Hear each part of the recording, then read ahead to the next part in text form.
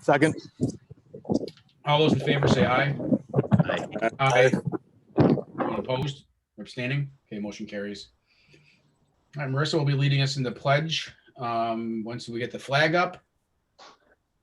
There we go. And Marissa, would you like to lead us, please, in the Pledge of Allegiance? Yes, I will. I pledge Pledge allegiance allegiance. to the flag of the United States of America and to the republic for which it stands, one nation under God, indivisible, with liberty and justice for all. Thank you.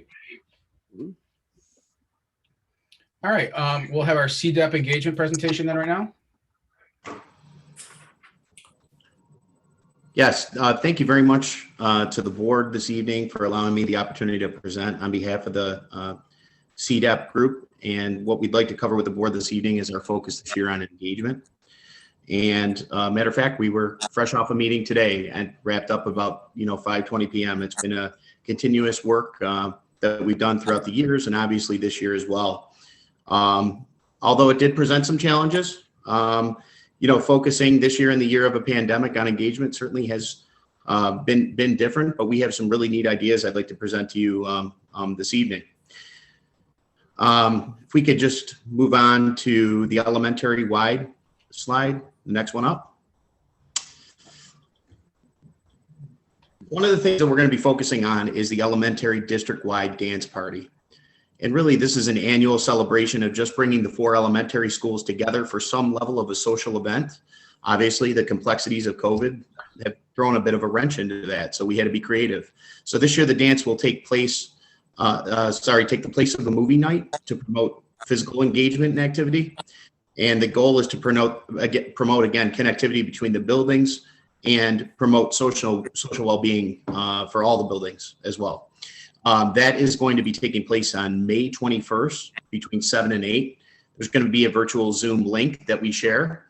And I would like to thank the chairs of that group, Teresa Gazzetta, Krista Wilson, as well as the membership, which is Marissa Vuich, Jen Golias, and Wendy Walker. They've done a really nice job with that, and we're really looking forward to that great evening.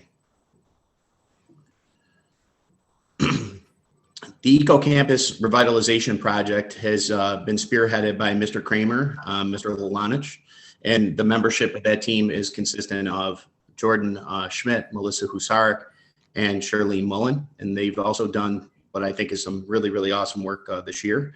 And on May 22nd, between 8 a.m. and 11 a.m., Community Volunteer Day will take place. And the focus of that day will be cleaning up campus overall, sapling planting nearest Cayuga Creek, as well as the installation of a bench along the trail from the Rotary Club, along with further communication coming about attracting volunteers. Long range planning, Troutman Associates is working on a campus revitalization master plan for long-term goals. We don't know what that quite looks like, but we certainly know that we have a beautiful area at campus to work with. Obviously, when we're doing this, we're going to abide by the social distancing and other COVID-generated protocols this year. But it's a really great idea and an opportunity for everybody to come onto campus and do so safely. School community wellness. Again, I'd like to thank Marissa, who's on with us tonight as a member, as well as Kara Fox. Liz Carreri can't be with us this evening, but she along with myself, have been able to promote community wellness. And one of the things we focused on in particular was just the overall physical, emotional, and social well-being for the entire school community. We put quite an emphasis on the staff with the asynchronous days. So some of the topics are included, but not limited to, healthy eating habits, supplements that staff members may take for healthy living, yoga, mindfulness, journaling, deep breathing. Some of the things that are coming are going to be cooking productions, mostly done by video, that are of a healthy nature, as well as potentially working with Fairies Nursery on some exercise through gardening, and some video there. So that's kind of a snapshot of, what's to come. The community-wide walk, run, and hiking a trail event, it just came together beautifully. I have to give a special thanks to Mr. Beatty who volunteered his time as well as his company to help us coordinate through his Race Solutions company, an event that, again, promotes safety as well as physical well-being for the entire community.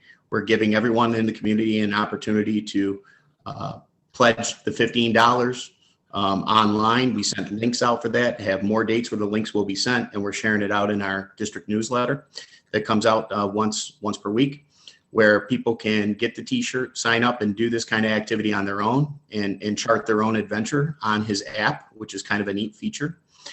Any of the remaining proceeds, we decided we wanted to give that to the class of 2021 to help them with their events as they close out the end of the school year. And then again, very atypical year. So that's just a really nice thing that we were able to bring together and hopefully continue spreading the word to our community on. Just again, a very huge thank you to everybody that has worked so hard to engage the school community this past year. It's been a pleasure to serve on that committee and offer the presentation this evening. Anybody have any questions? No, thank you. Thank you. Marissa, any comments from the student perspective on that, or do you want to hold that till when you have an opportunity later? Yeah, I'll just wait off for now, but yeah, I think that covered everything. Great. Okay. Now moving on to consensus agenda items, I'd like to call for a motion to accept the consensus agenda as submitted. So moved. I'll second. Steve, all the propositions have to be read. Oh, darn you. Sorry. He's trying to sneak that by. All right. We'll separate 5 and 6 and 7, I believe. Right. Actually, 7 doesn't need the notice, does it? It's just the 2 propositions, right? 7 has to come after the other 2. Right, but it doesn't have to be read. No.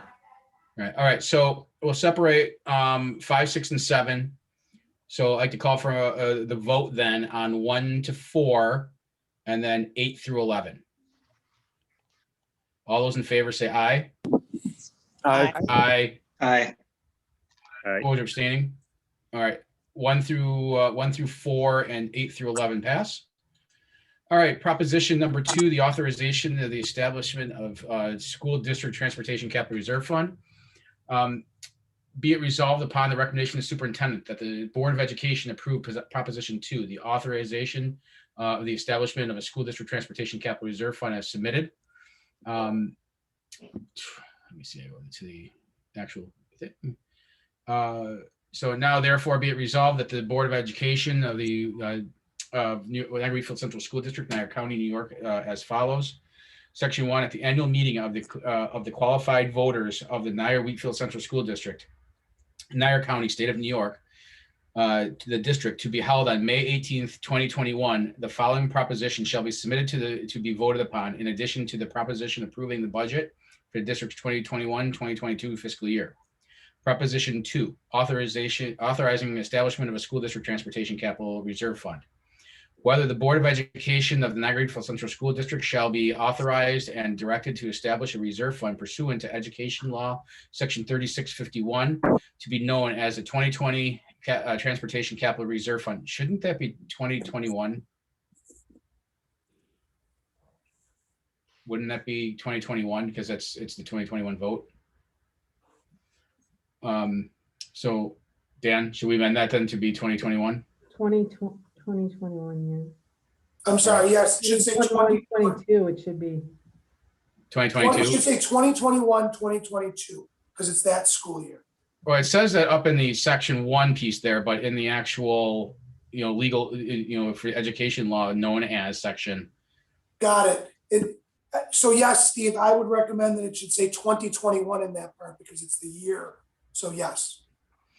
We should All right, yeah. So please amend that piece then. Transportation Capital Reserve Fund for the purpose of financing in whole or in part costs associated with the acquisition of school buses or transportation vehicles, the construction and installation of additions, alterations, and renovations, or any other improvements to transportation-related buildings and facilities, including related site improvements and/or the acquisition of real machinery, equipment, apparatus, or furnishings, with the ultimate amount of such reserve fund not exceeding $3 million, plus any accrued earnings on and amounts deposited in such reserve fund. The probable existence of said reserve fund being 10 years, but with said reserve fund continuing in existence for its stated purpose until liquidated in accordance to New York State education law, and the source from which funds shall be obtained for said reserve fund being A, current and future unappropriated fund balances from the general fund of the district as directed by the Board of Education, B, state aid to expenditures from said reserve fund, and C, any other appropriations authorized by the voters from time to time.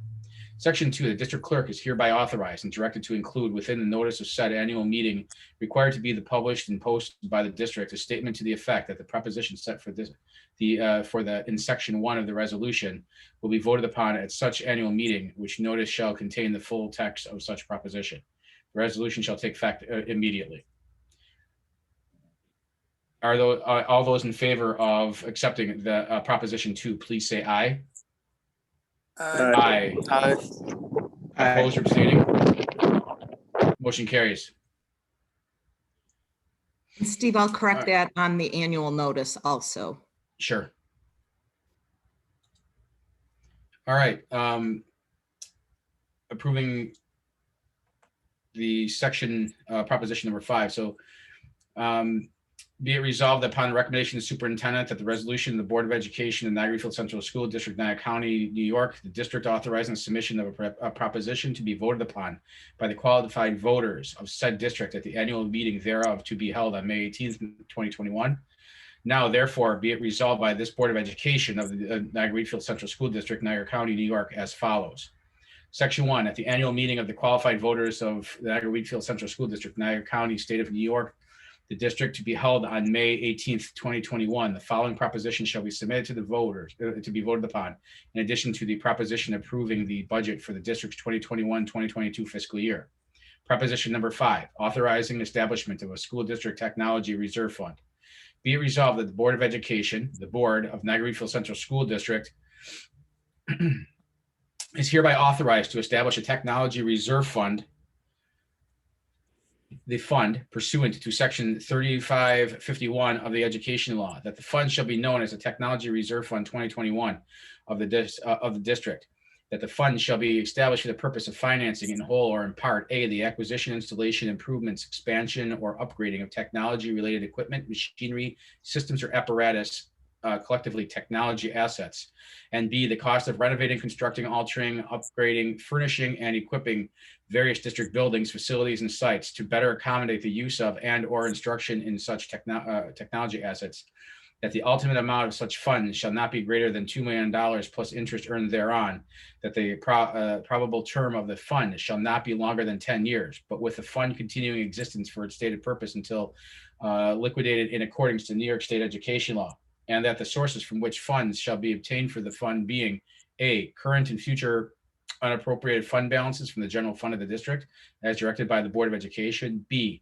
state aid related to expenditures by the district in connection with the district technology, whether or not such expenditures were financed in whole or in part by the fund, and C, any other appropriations authorized by the voters from time to time as permitted by law. Section 2, the district clerk is hereby authorized and directed to include within the notice of said annual meeting required to be published and posted by the district a statement to the effect that the proposition is set for in the section 1 of the resolution will be voted upon in such annual meeting, which notice shall contain the full text of such proposition. This resolution shall take effect immediately. All those in favor of accepting said resolution, please say aye. Aye. Aye. Aye. All, anyone opposed, abstaining? All right, that carries and is approved. Item 7, I'd like to call for a motion to approve the resolution for the annual school district meeting for the budget vote and election. Make a motion. I'll second. Second. All right, all those in favor then please say aye. Aye. Aye. Opposed, abstaining? Motion carries.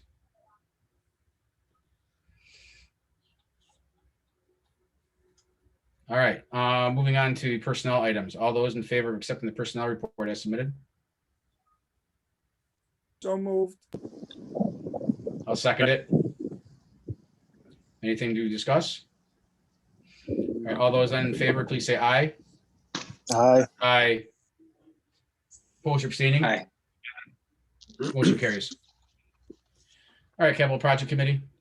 Bob?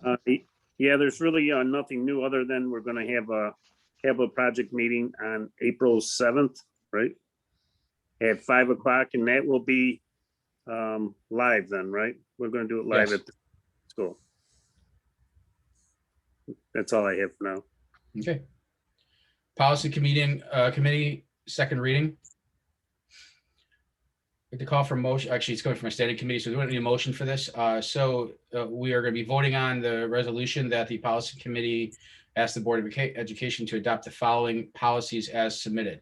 Policy 1330, the appointments and designations by the board. Policy 1620, the annual organization meeting. Policy 5681, school safety plans. Policy 6411, the use of email in the district. Policy 7420, sports in the athletic program. And Policy 3420, non-discrimination and anti-harassment in the district. All those in favor of accepting the second reading and enacting these policies as submitted, please say aye. Aye. Aye. Opposed or abstaining? Motion carries. Policy Committee, first reading of policies. Julie, do you just want to talk generally what is on here? I know they're very self-explanatory. Anything you want to highlight? Do you want me to, Yeah, I was gonna say it probably would sound a do you lot want me to better. touch on it? Sure. Okay, sure. just really quick, just on the two. And I really wanted to mention this anyway, because 3420 is one that we just updated as a second reading. But 3421 is a policy that just provides greater specificity with regard to Title IX and sex discrimination as laid out in New York State law, and is also in accordance with federal law as well. So we made that policy really is more encompassing than 3420. And it also has included in it some specifics to our district with regard to who our coordinators are. And who does investigations for Title IX investigations. So that's laid out in policy as well.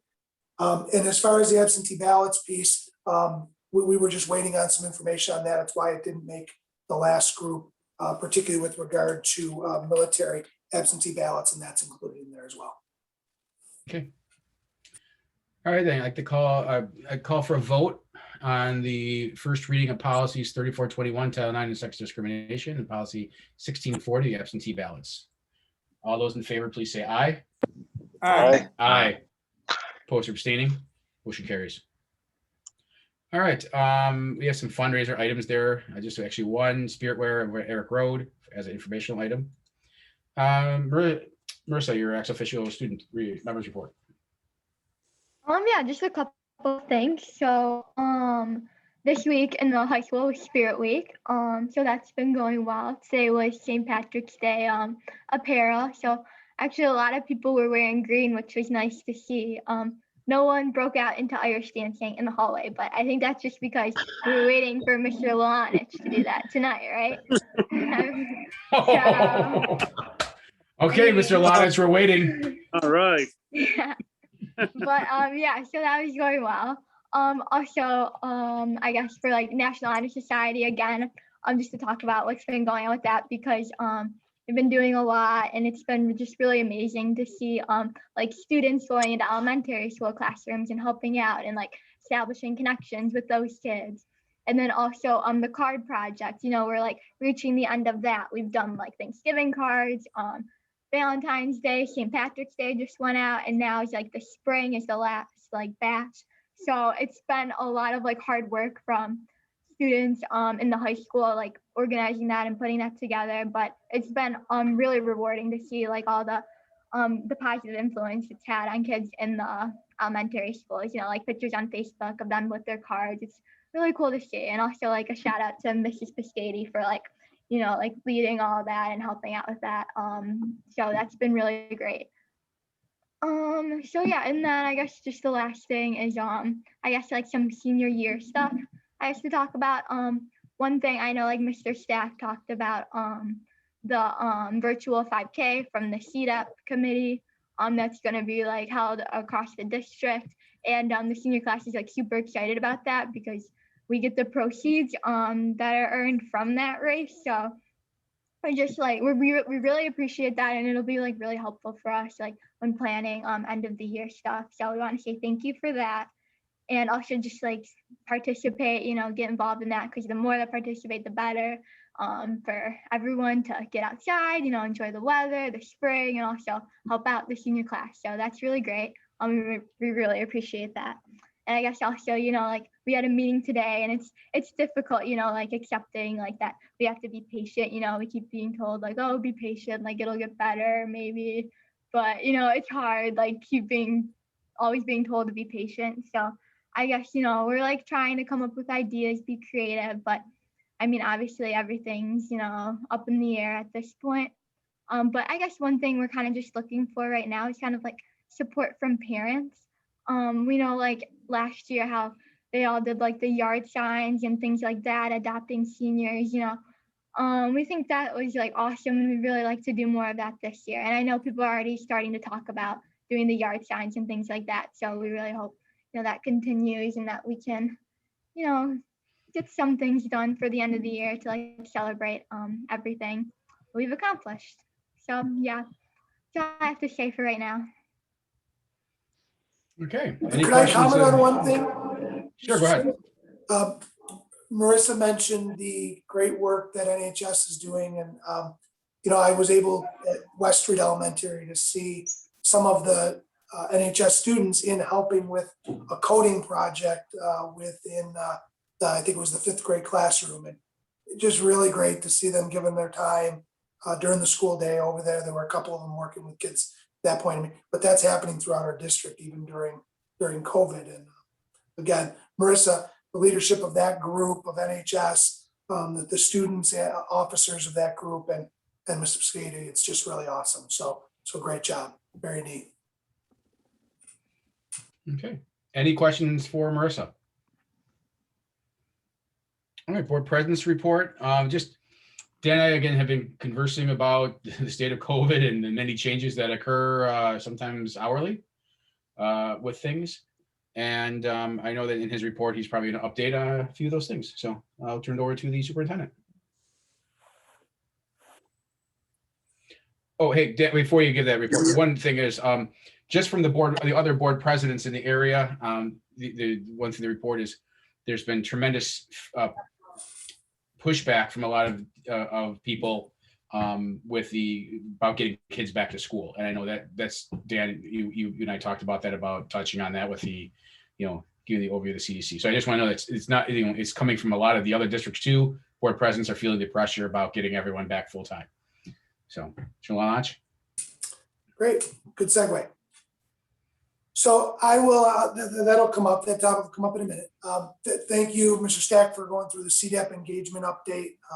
I think that's really important for the community to hear.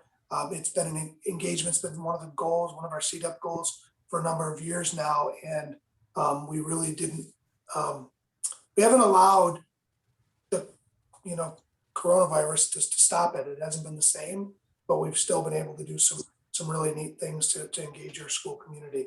I want to thank everybody who's joined in that effort.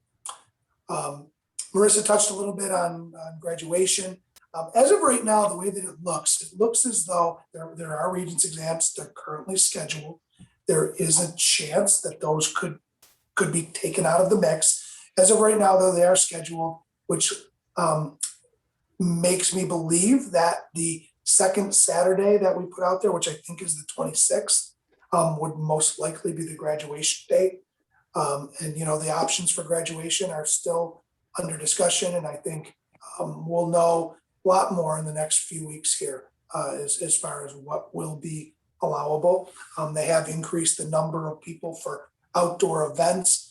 If there are, if we have people tested, we could actually have all of our students together for some activity. So, we certainly have a number of different options. We'll see what happens in the next few weeks, if that opens up even further. Just wanted to touch a little bit on the education, the Equity and Education Steering Committee that we put together this school year. We have 2 different subcommittees in that, over in that steering committee.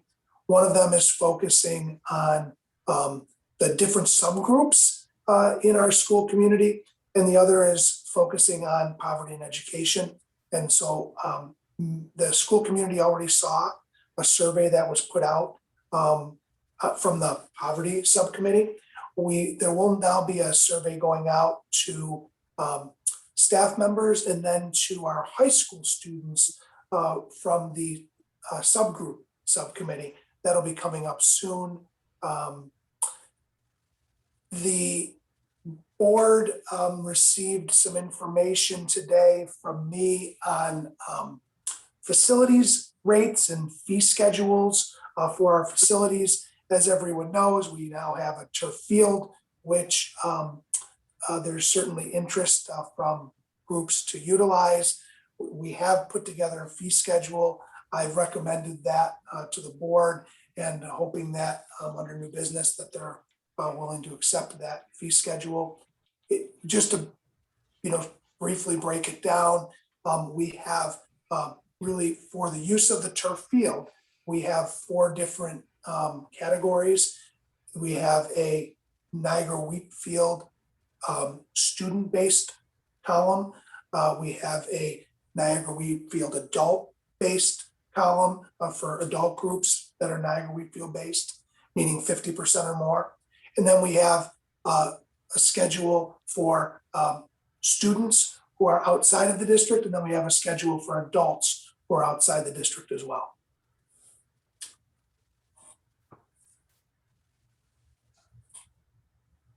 I am asking the board for their support in us offering the food service in the summer like we did last summer. The Niagara County Youth Bureau has approached us again this year. They're interested in doing what we did last year. And if you remember, we had 3 schools that we provided those meals at. One was Tuscarora, one was Colonial Village, and one was West Street Elementary. The cost of the district is really in the staff members to hand out those meals. Everything else is paid for through the County Youth Bureau and the grant money that they get to put on that program.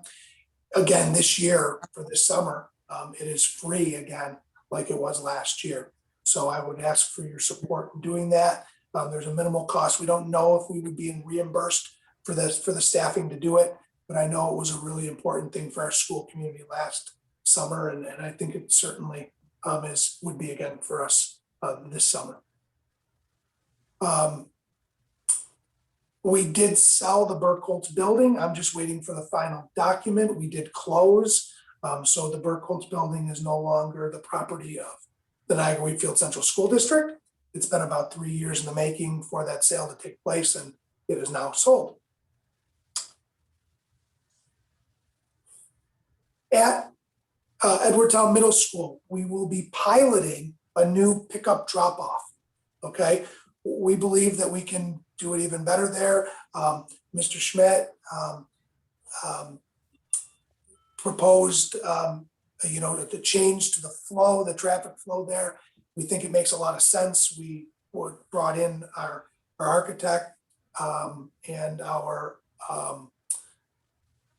construction management company and Greg Phillips, and we all think it makes really good sense. So we will be sending something out on that to all of our middle school parents. We're going to pilot it to make sure that it works the way that we think it will. We think it's a lot safer for everyone involved, first and foremost. It's also important that we do it this year, the pilot, because if it works, this summer, the entire high school, middle school campus is being repaved. Okay, we're getting blacktop and pavement down in a blacktop everywhere, some new curbing and stuff like that in certain places as well. So that's going to be done this year. So any new signs that would need to go up, any arrows that might go along the drives, in place. We want all of that stuff in place, so we want to know that it's going to work, so that can be part of the planning. Okay, so if you hear anything about it, everybody will know. There will be more information coming out, diagrams and all that stuff will be sent to families. Okay. We are working on some Board of Education recognitions, but we have a little bit more work to do on that. So we'll share that as we get a little bit closer and know a little bit more. There was a question that came to me through our board president about the health screening forms. And there was one that was missed on a weekend on, I think, the first week of February. Other than that, we have had all of that, the health screenings. We need people to continue to fill those out weekly for us to remain in compliance. So thanks for that question. The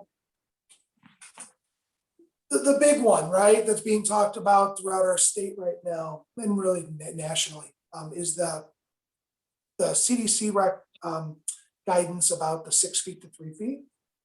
And more recently, Dr. Fauci's endorsement of a study that came out of Massachusetts that showed that there was not an increase in the spread of the virus when they made the move as a state from 3 feet, from 3 feet to 6 feet. In other words, that change didn't, and there was no decrease in the spread either. So there was no change when they moved from 3 feet to 6 feet.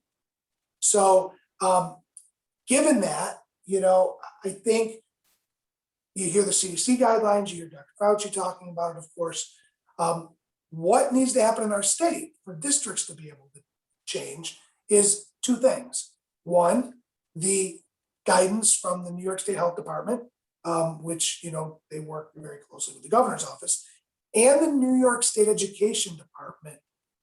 The guidance from those two organizations would need to change before, as a district, we were able to make any other changes. I do want to say this: if there's a change from 6 to 3 feet, for us as a district, obviously there probably would be very little or no change to our elementary program as it stands right now. Our secondary program, however, it could affect. What has to happen though, if we're going to be able to bring more kids back, let's say every day at the secondary level, is the transportation guidelines need to change as well. We can't have 3 feet be the distancing that's required on a bus and have 2 high school kids in 1 seat, right? So we would need some modification in that language. Something like on buses, as long as all students are in masks and the transportation is within an hour, you're able to put 2 people to a seat. That, just me saying that off the cuff, right? That would work for us. However, if there were no changes to that, it might be very difficult. We'd have to see how many people would and are able to drive, and if we could pull it off. But if they don't change the busing piece, it'd be very difficult for us. Okay. Some of the other things that would have to happen, because I do believe we're going to see it change from 6 to 3. I do believe that, possibly before the end of the school year.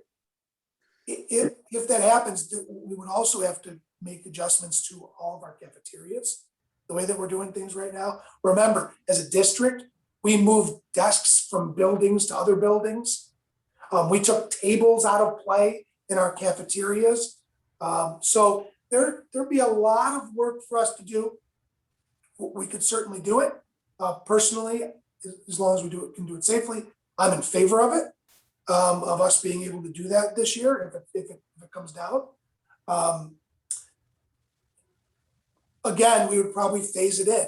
We'd need to be able to spend a week or two getting everything flipped around, and we only have so many facilities personnel to make that happen. So we might have to do it in some phased in way.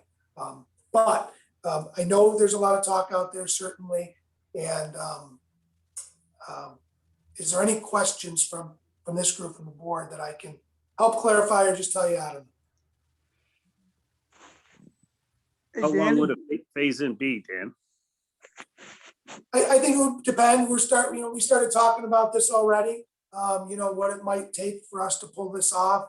We're looking at the room sizes and, the 3 feet using the, what they call kind of the halo approach. So it's from head to head in 3 feet. So, here's what I guess I worry about. Great question, is that as we've seen throughout this, sometimes the decision is made in a press conference. And it says, as of now, right? You can't, well, no, not as of now. We're gonna have to transition to be able to make that happen. So I wouldn't anticipate it takes us more than a couple weeks, maybe less, to do it. Hey, Dan, Yes. going to 6 to 3 feet might help us in some ways, but the bottleneck, like you said, is still the buses. Does the legislators realize that, or have you heard any talk about different restrictions to help that bottleneck on the buses? So we've shared that, Rick, very clearly, that that's something that needs to be addressed. What I'm afraid of, right? And I think probably a lot of people in our profession are afraid of a little bit, is that the guidance will change and it'll say 6 to 3 feet, and that's it. There's so many other pieces to that guidance. And then we're all kind of fighting battles back and forth and waiting for additional guidance. They have their guidance documents that they created and put together that we've lived with until now. Make sure you go back through all the lines of those documents, make your updates and changes so that it can work. That's what we're asking. We also have to be cautious for 2 steps forward, 1 back too. 100%. Mhm. 100%. John, I think that's why I'm kind of in favor though of a measured approach to this, right? And a stepped approach. Absolutely. Because I would foresee, assuming it works, going from 6 to 3 with masks. And then next year, the 3 no longer being a need, but maybe just masks at the beginning of the year, right? For our district. Some have barriers and all those different things, but I mean, I think to your point, we don't want to be in a position where we have to take multiple steps backward, right? Right. So we'll see how quickly this comes out. I know that there's quite a bit of interest and pressure to do this. I know some people, their pressures are that they want it to start next year. Some it's sooner in this year. However that happens, we'll be ready, but we'll just need a little bit of time to turn it around. I think the key thing to stress too is that any change to 3 feet is with masks. It is not all of a sudden we are abandoning that. And I know that the other part of the concern is that mask breaks may have to look a lot different because you would have more people in a smaller confined area, a smaller area with that. So, I know that there's a number of districts out there who said, okay, if we're going to 3 feet, we're not doing any mask breaks except when kids are eating lunch or so on and so forth. The other thing I was asked, that do you think in their guidance they're going to put in that if you go to 3 feet with barriers or just go to 3 feet? That's a great question, because the initial guidance was right? Mhm. They allowed you to mask or barriers. So I don't know what they're going to do. There's a lot of different research about the barriers than at least for me, than the confidence level that I have with the masks. What we've seen is kids who are in cohorts throughout this entire school year, like at the elementary level, who have been mixing as a cohort, who have been in small group activities and then back out, and back in small group. That's worked without a spread. Why? Even when they're closer sometimes, because they're wearing the masks.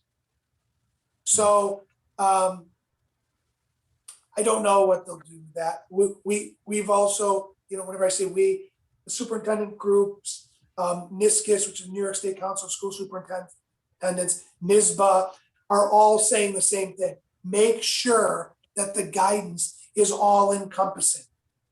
If they don't want something, if they do want something, make sure it's clear so that they don't say go today, but then the next day everybody's trying to figure out what it really meant. So, Yeah, and a little 'cause bit of that's- lead time might be nice. Because I gotta say, as a district, if it is with barriers and where we are with the budget and everything, I don't, to purchase those now and try installing them it would be too much. The good news, and I would agree, the good news is this, that the study that Dr. Fauci was talking about was in Massachusetts, where it was acknowledged in the study that the students were wearing masks. So for us, if that's what they're using as one of the measures of that study, I think that is in our favor. Hey, Dan. What is the percentage of the people driving their kids to school now? Do you know that offhand? I don't. We can find out. I don't know offhand. What we would do is we would have to, if they didn't change the restriction, we'd have to get a quick survey out for all of our secondary parents to say, can you drive? Can you do this? And then we would go right back to the buses and say, here's how many we can get on a bus, just like we did with elementary. We have the initial data because we asked for all the grade levels, but Right. we would want to do another survey because obviously circumstances change.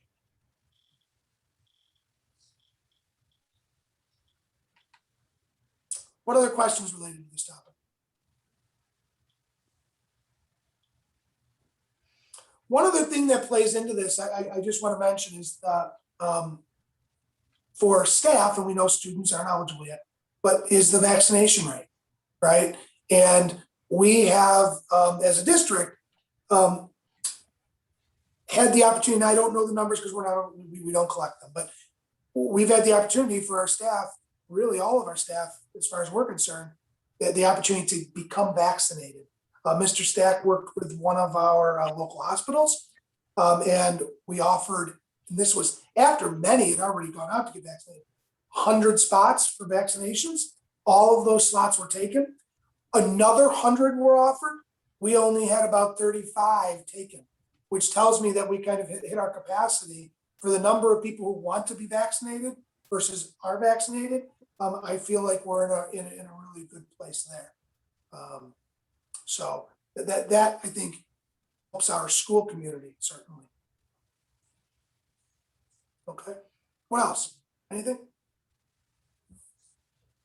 I have a question about pre-K. Do you know what the number is? Yeah, as of yesterday afternoon, it was 103. 103? 103. We have 141 slots, so we're still plenty of slots there. Good.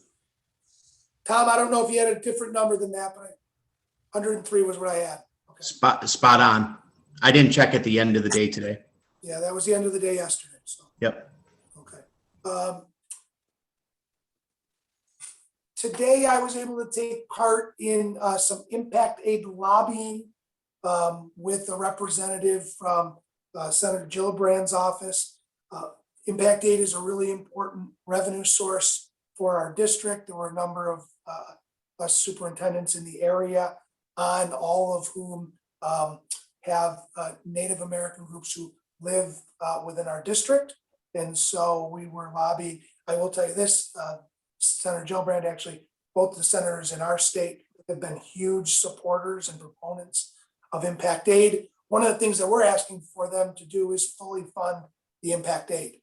Because if they did that, and they have never fully funded it, but if they did, it would actually mean that our Impact Aid amount would go up by about 3 times what it currently is.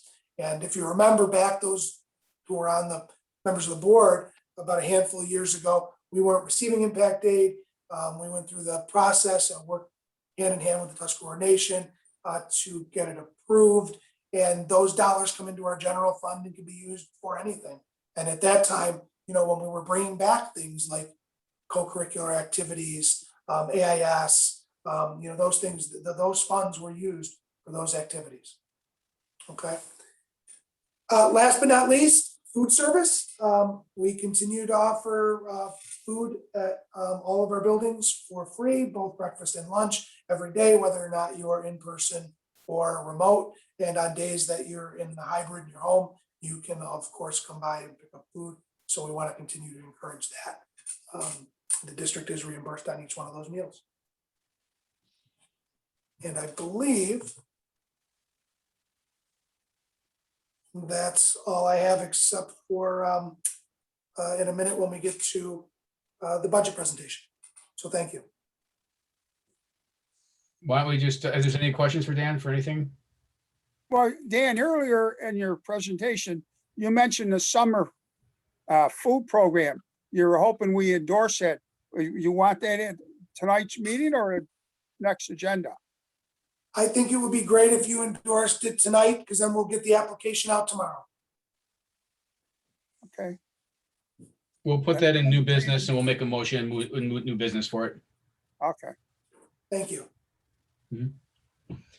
All right, then, why don't you, Dan, transition right into the finance and budget presentation with Allison? Great.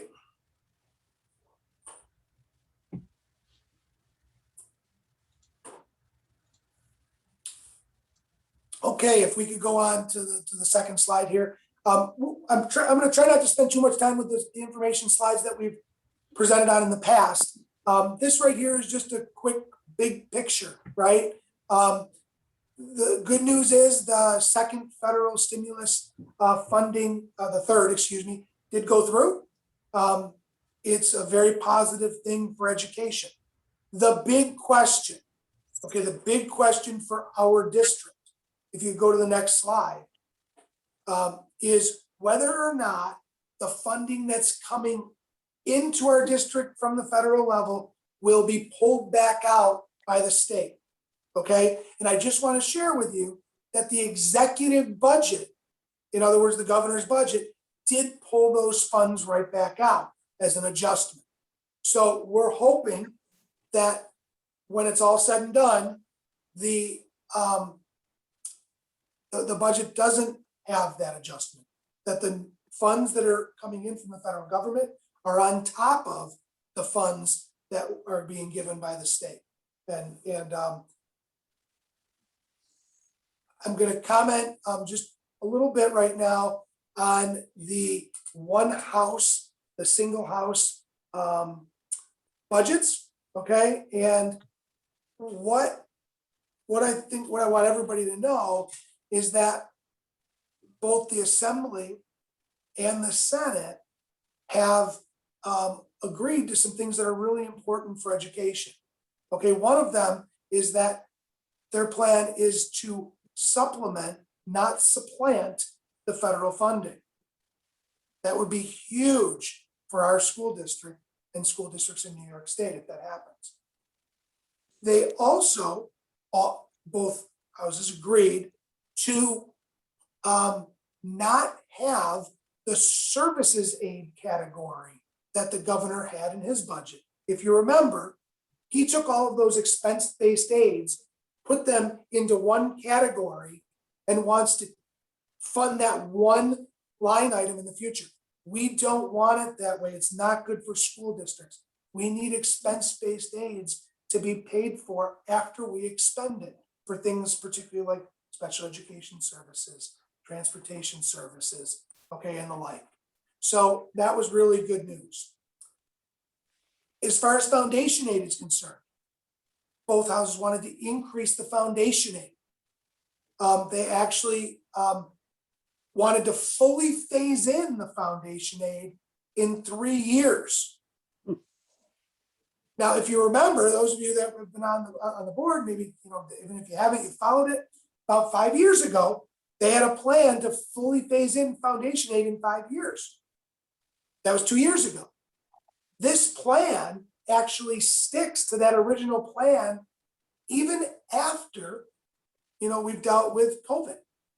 So, you know, the two houses, that proposal to fully phase in foundation aid would be monumental for school districts, and particularly ours, right? So those are some really good, positive things that have happened between the two houses. There is a possibility that before week's end, we could have a legislative budget, and then at that point, it'll be, you know, the legislature and the executive working on coming together for one New York State budget. So hopefully within the next week or two, and I'm really hoping before our next board meeting, before April 7th, we know what that is. Okay, because very often by around April 1st, we know that number and we're hoping to. Okay.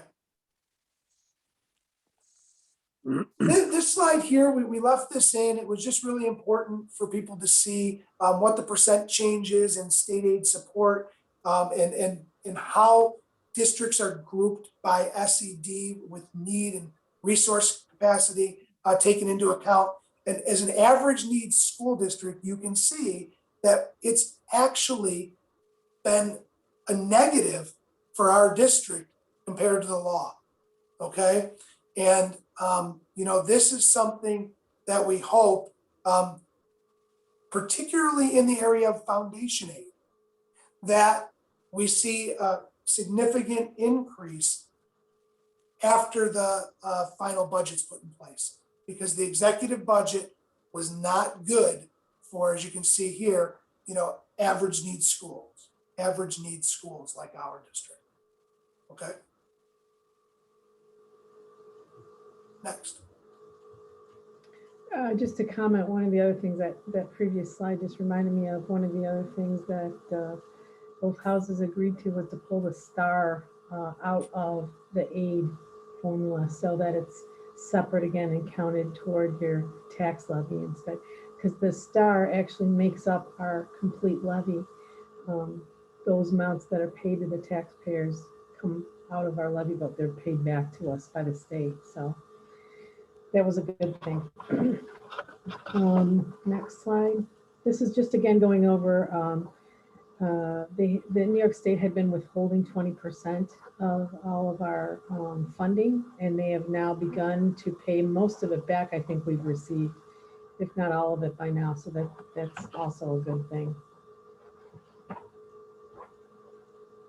STAR again, I don't know that this had changed yet, but initially the STAR program would eliminate the enhanced STAR exemption for new recipients. So instead of getting an enhanced STAR, you would receive a credit. In other words, you pay your taxes in full and then you get a check back from New York State rather than showing it off of your property tax bill. And it would also convert basic STAR exemptions for mobile homes into those same types of credits. I don't know that that's changed yet. I believe that's still on the table.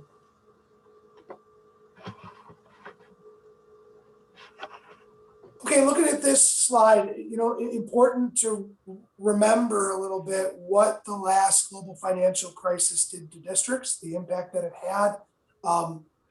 Again, I think that our federal government has really took a huge step in helping school districts. Understand that, and I know that people feel differently about this, and that's okay. But the additional money that was given to states and local governments, especially the state governments, I think should make it more likely that they're less willing to take the money out that they, meaning the states, and in our case, New York State, was planning on putting in for education, right? Because they are receiving their own funding stream. So I think that's really important. One other thing though I want to mention, and this is where you say, long term here, 3 years, 4 years, we're far from out of the woods. This federal funding for next school year, actually that money can be used up until 2023, will end.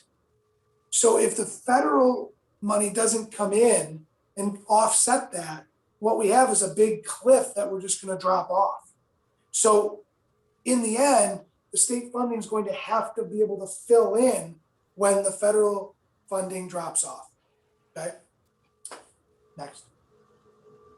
This is again just going over the governor's proposal to Niagara Wheatfield, where it shows basically we'd be losing aid next year in the amount of $85,840. Next. And this just goes through again the aids payable based on expenditure based aids payable. So all those categories listed are really aids that are based on your expenses. So as your expenses increase, your aid obviously increases along the way. So this is just showing what the current formula amounts would be. And again, important to remember that the governor's proposal was trying to put all these together. The legislature is saying, no, we're keeping them separate. So we hope that's how it Where ends up. this would show like a 15.3% increase over prior year because of our added expenditures. If he lumped it all together, we'd be minus 0.2%, looking at the way he's reducing our aid, so we don't want that. Next, again, this is just the tax cap calculation again, going over again, and our tax cap for the current year, for the forthcoming year is 1.99%, or an increase of $677,004 if we went to the cap. Here you can see the tax levy increase over the last, since 2013, 2014. You can see what those numbers are. This year, that's the proposed amount as far as what the levy limit is. It's 1.99%. If you look at even the 5-year, 6-year average, what it's been prior to this, you can see back in 16, 17, it was, negative 0.34%. Following that was just 0.68%. So you can see what those numbers have been with the levy increase. Here, next. So this is where we stand right now with the budget. It's at $79,222,507, which is a 2.73% increase over prior year. However, the note there, it says proposed amount includes capital reserve use. So we added a $205,000 to purchase facilities vehicles, if you remember, the board approved. So that is like an addition to the budget. So yes, we're at 2.73% increase over prior year, but if you go to the next slide, if you break that down and take out that $205,000 for capital reserve use, because it really doesn't affect the taxpayers, it's reserve use that we're utilizing to pay for these vehicles. The reduction of that brings the total increase to just under 2.46% increase, budget to budget. And can I just sorry. That's all right, go ahead. I just want to reiterate that this is the budget to budget increase, not the levy, not the increase in taxes, levy, okay? So that's really important. So again, I think given, the additional expenditures we've had related to COVID and that sort of thing, a very, reasonable year-to-year increase. Okay, and then this is just a review of where I am with the revenues right now. So if you go to your 1.99% levy, I plug that in as the real property tax amount. And then all the remaining revenues that I feel that are coming in the next year. So the total revenues on the right-hand side, you'll see are $72,906,064. And then $800,000 is going to come from the Greenway Fund to pay for that Greenway bond. And the Capital Transportation Reserve amount includes $810,000 for bus purchases, which is on a proposition, and then another $205,000 of the reserve money to be used to purchase for facilities vehicles, which will also be a proposition on the budget vote. So right now, I'm sorry, go ahead. The grand total is $74,721,064. And the difference between that and where we are with revenues right now is just about 4.5 million, a little over 4.5 million I'm going to need to appropriate from reserves and fund balance to balance the budget. Our current year appropriation of reserves and fund balance is just over 3.8 million. Can we jump to that slide in 1 minute? But let me know, I'm sorry, back up. I just wanted to comment one thing about this because you'll be able to see the numbers that Allison was just talking about. Two things I want to point out on this slide, right? If you look in the top right-hand corner, the foundation aid amount, that's the number that we're saying really needs to change with the legislative budget. with the final budget, right? We need that number to change. If revenues are up in that category, when we talk about what we have to appropriate from our reserves, it would drop that number less. The other thing I want to point out is 3289, right under 3289 there, where it says COVID-19 supplemental stimulus. You can see what we've been talking about all along.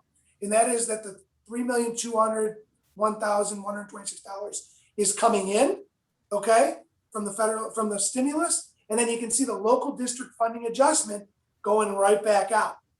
So if there's two areas where we could see a change on this budget. One of them, we don't know how the funding is going to be recorded for us, okay, from the revenues from the federal government. But we could see some change in those numbers there with the adjustment. We could see and hope to see an adjustment of the foundation. Okay. Next. So I'm basically looking at trying to, again, fund just over 4.5 million in reserves and fund balance. I'm waiting, obviously, until the legislative budget comes out before I do any of that, just to see where we're at. I'm hopeful that we won't need to appropriate that much at all, so. And just to reiterate, okay, that number is based on a few things. It's based on all the revenues that you just saw, including money that comes from the state. That right now number is set with the 1.99 in place. Okay, it's based on that foundation aid number.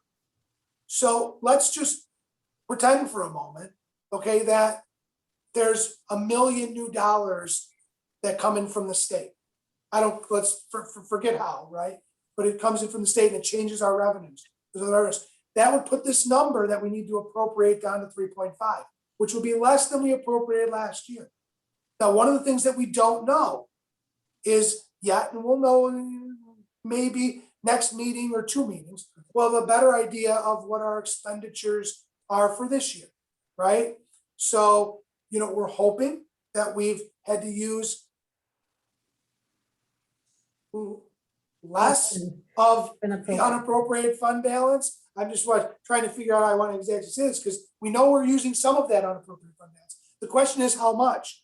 We'd love to use none of it, but whatever we had to use of that 3.7 that we appropriated is gone. So we need to appropriate new monies. So hopefully we've spent very little of that 3.7. So much of it can be rolled right back over.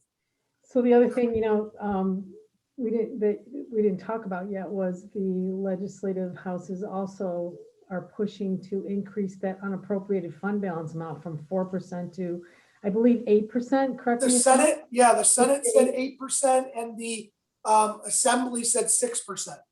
So that would be awesome as well, because that would obviously help us with certain cash flows, all that kind of stuff. If we have additional money in that unappropriated amount, it helps us to not have to borrow when we're tight on cash, because we'll have the extra cash available. It also demonstrates, I think, that the legislature is cognizant of what happened to all of the districts right now, because they were only allowed to keep 4% when a thing like COVID hits, right? The idea that municipalities can keep a fund balance well above 4%, there's not a number on that. And school districts can't, certainly put us in a bind and made it so that it's, instead of being able to appropriate from an unappropriated fund balance, we had to appropriate more from a lot of our other reserves that you wouldn't have to do if your unappropriated fund balance was a little bit higher. Well, the other thing too, this year in particular, was when they were holding back 20%. Right. Last year and this year, that totally affected cash flow. I mean, we were very, very close to having to borrow, I will tell you, very close, but we got a payment back from the state on the Tuscarora money that was owed to us. So that kind of saved us. But I was within days of calling and saying, okay, let's set something up here. So I was ready. If you remember, I had you approve it and everything. It was all ready to go, but I didn't have to, luckily. So I think they are like you said, aware that, this is creating big cash flow issues for districts when they start doing these kind of things. So that'll be helpful if they do. Great, next. Just again, a quick review of the reserves. These are the balances, and these balances take into account what has been appropriated in the current year. So it's less those appropriations. So as Mr. Lalonde said, if we do not utilize all those amounts appropriated, it'll go back into these reserves as unused funds. So, but right now, that's where we're at if we were to utilize everything. Yeah. And this again is just where we are in our fiscal stress calculation from the comptroller's office. Back up at 3.3%. And again, that's, I would say 100% due to New York State holding back funds again from us on the Tuscarora money that's owed to us, both in tuition and repayment for the school expenditures.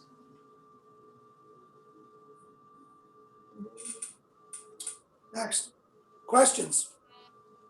Hey, listen, how much are they holding back so far right now in Tuscarora?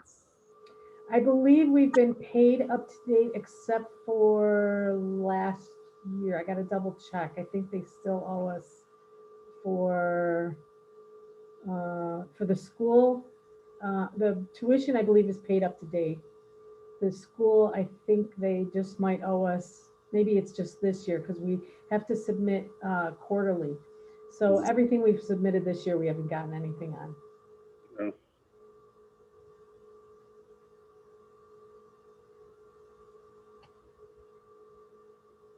Any other questions? Okay. Thank you.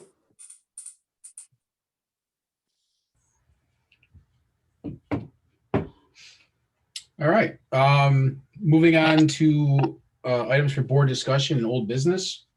Does anyone have anything to bring up with that, or any questions that's from old business? Okay, new business. I'd like to call for a motion to for the district to and the superintendent to engage in the summer lunch program with Niagara County. So moved. Make motion. Okay, it's been moved and seconded. Any further discussion on that? All right, all those in favor, please say aye. Aye. Aye. Aye. Opposed or abstaining? Motion carries. Any other new business? Yeah, Steve, I have something. I was Mhm. approached, I don't know, in the last week by a couple of parents who have kids in the hockey programs. And they were questioning or asking questions about, because of the cost of the hockey rinks and the skates and a lot of equipment, and I guess every 3 times they use them, they might have to sharpen the skates. And if there was any way that we could increase whatever we do. Now, I didn't know what we did, and I did reach out to Dan just to get a little bit educated on it. And I'm wondering if the board has any thought process. Dan, can you talk about what we talked about real quickly? Absolutely. So, I think people understand that hockey's a pretty expensive sport, and one of the big costs is ice time. When we brought the girls hockey program into our district, what we did is we really tried to be equivalent, right, and paid for what we were paying for the 2 programs, and we do that. There is considerably more, and we paid for actually all of the ice time for the girls right now, because again, they have less ice time, they have less games. For the boys program, we're not close to really paying for them. Really, all it pays for, our portion, is the officials and the games, the game ice time. It doesn't touch any of the practice ice time. So we had talked about this, I think a few years ago, it came up and we had some discussion. if we were gonna do something with it, I guess I would maybe recommend if you want me to look a little bit further into this, but to do some kind of tiered approach where over a few years, we would add a little bit more each year to pay for more of that ice time. You know, one of the things that's always difficult for me is that, when it's connected to public education, I get that it's a really expensive sport, but that families are paying for that additional ice time. Now, we have to have a cap on it, there's no doubt, because, you can't just decide that you want to have, 43 practices, in a season on ice, when, other schools or other programs might have 15 or 20 or 30. But I think having kind of a tiered approach to helping pay for that would certainly help some of the families, because they do pay a considerable amount of money for ice and for other things, right, that they pay for hockey, where you wouldn't see that in other sports to that level. I think what my question would be is because we constantly talk about equivalents to other districts our size. What's the amount from other districts our size that's being contributed towards that?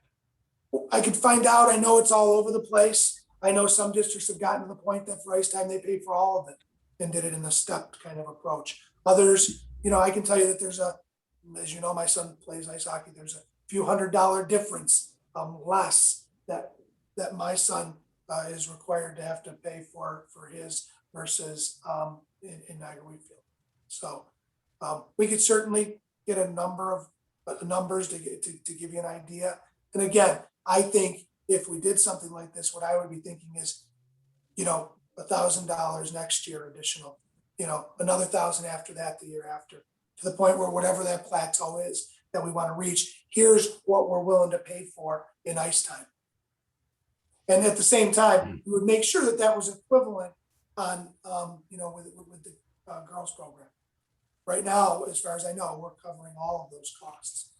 Remember, we have about a third of the kids on that team. So the other two districts also are participating in the costs. I think with that one, I think we'll go with, your recommendation of what you think is best. So I'll bring something to our next meeting, okay? And then I'll send it to all of you at a time, and you can take a look, and then we'll bring it to the next meeting. And this would be something that, would be in effect for next year. I know that I'm sure the families would be very happy for anything that takes off of, their bill for ice. It's not about all the extra things, right? They might pay for, the sweatsuits and things like that, where other teams do the same thing, but they fundraise for those things.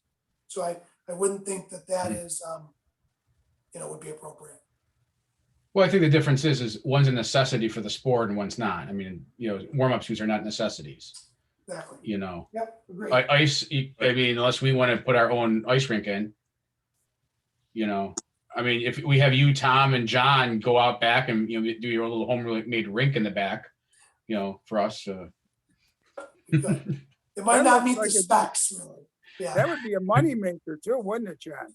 Oh, yeah. Now, there's a lot of ice out there now. There wasn't back then, there's so much ice out there that, it shouldn't be that difficult to get. I know there was a survey done some years ago between all the districts, and I don't know if I can put my fingers on it, and I'll send it to you if I can find it. It was all who's paying for what districts are fully funded, partial, percentage. But if I have that, I'll forward that. Thank you. Okay. Thank you, Dan. Again, the only warning I ever give with that, and you mentioned it earlier in one of our conversations, Dan, is that not just equitability through obviously Title IX with both female and male sports when we have a category like that, but also the sports versus the arts. What are just another thing for the sports getting that arts is not getting. So we have to just look at that piece and make sure that there is some equitability that direction also. Agreed.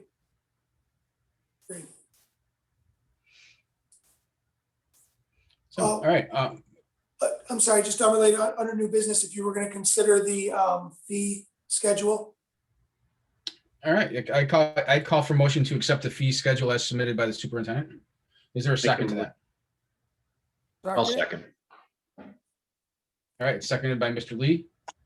Any further discussion on the fee schedule? All right, then, all those in favor, please say aye. Aye. Aye. Aye. Motion is approved. Any other new business at this time? All right, public comments. Mr. Sneed is on and has his hand raised for public comments. If he'd like to type his message in, I could, or his question, I could do Look, that he's for in. you.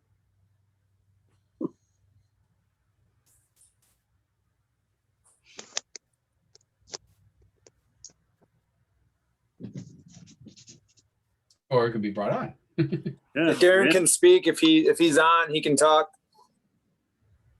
Oh, I just want to say hi to everybody. Oh, Hey, hi, Darren. Darren. Hi, Darren. Just a good meeting and, keep up the good work.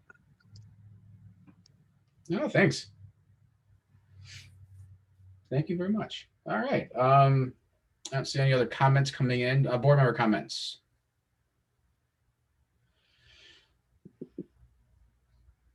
Anything? I just the one thing I have to commend the superintendent and his team, all teachers, support staff. The praise that we're getting from the public about us being able to have the 5 days at the elementary level is just is fantastic.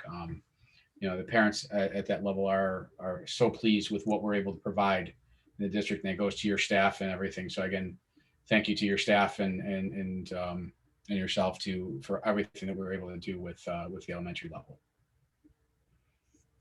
And again, I mentioned it, the other board presence, that's where the biggest pushback is happening with parents, is the fact that they want their elementary kids in. We got that piece going, it's rocking. It's really going well.